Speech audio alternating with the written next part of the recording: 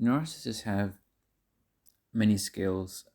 One of the skills that they have is that they're pretty good at assessing how you feel about them, how you feel about the circumstance of being with them, and when you've just had enough and you're about to walk away.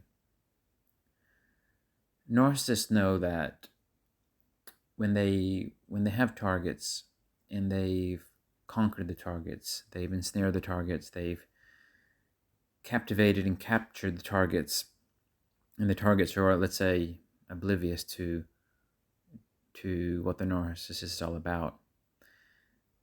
When the narcissist captures the target in that way, they really have the target good, and they really have the target all in. And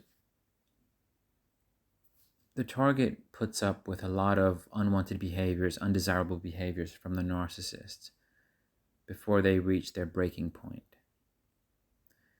Well, targets, they reach their breaking points quite often, but in terms of reaching a breaking point of being ready to depart the narcissists, that usually takes a long time. And again, I'm assuming that the target doesn't know that they're dealing with a narcissist, because all that confusion, all that dissonance in the trauma bond, it just keeps the target with the narcissist way too long. So the narcissist is pretty good at assessing the whole situation about how the target feels about them, how much more they can get away with, when they have to alternate, the unwanted manipulations and abuses with doses of affection, of caring behaviors, of attentiveness. They try to throw in just enough of the good stuff to keep the person around. But for the most part, the target is experiencing the bad stuff, the stuff that just really eats away at their core, at their all their qualities. Everything just kind of falls apart. The target becomes a wreck, really. So something that narcissists are very good at, in addition to being able to understand how the target feels and when the target is, almost reaching that point where they're seeing through the narcissist and they're about to part ways. When the narcissist has pushed the target to just about their limit, let's say, narcissists are very good at causing the target to have a U-turn in their thinking. So what the narcissist does is, when the target is really about to go, they've completely had enough. The narcissist has just, used up their credits. They can't get away with much more. When they see the target is just not having it anymore, that's where the narcissist really brings back that version of themselves that they presented during the initial idealization and love bombing phase. They bring it back quite heavily. And when they do that, it confuses the heck out of the target, because the target has just thrown in the towel, has thought to themselves, you know what? That version of, the narcissist, that version of the person who they thought they knew at the beginning, who they've been wanting that version of the person to come back for so long, they've just given up on it because it's not coming back. And as soon as they give up on it, as soon as they're mentally thinking, this person isn't healthy for me, the narcissist brings back that version,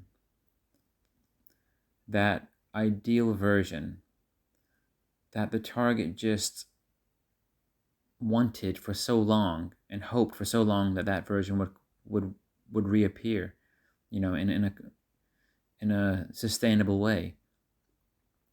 So the narcissist will bring that version back. They'll basically start, I guess you can say, a new idealization, love bombing kind of persona. And they'll play it quite heavily until the target's been completely confused again. And now the target finds themselves feeling euphoric again. The world's a better place again. Everything's the way they should be again.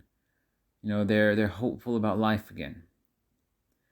And essentially what's happened is the narcissist has caused the target to believe that they are the ideal person the target has always wanted them to be.